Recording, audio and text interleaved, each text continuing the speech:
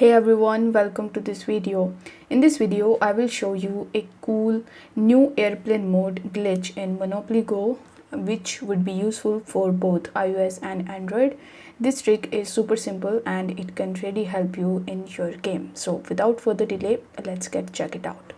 So first of all, in order to use this airplane mode glitch, you will have to just download the VPN in your device. For that, open your Google Play Store or App Store and now search for VPN.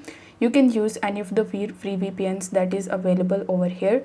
So what a VPN will do? So a VPN will mask your IP address and encrypts your data, which helps avoid some network restrictions.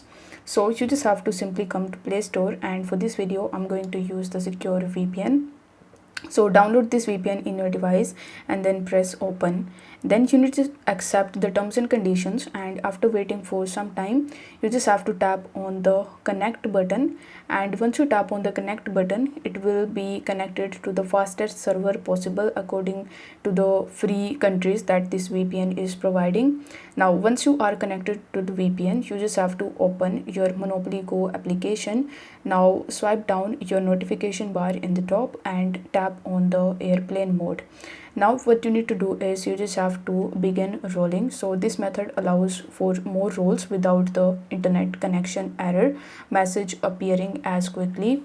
For single device user, it is necessary to close the Monopoly Go app and clear cache or cache on the Android devices to continue rolling. In order to do that, you just have to simply long press on your Monopoly Go app and then go to app info.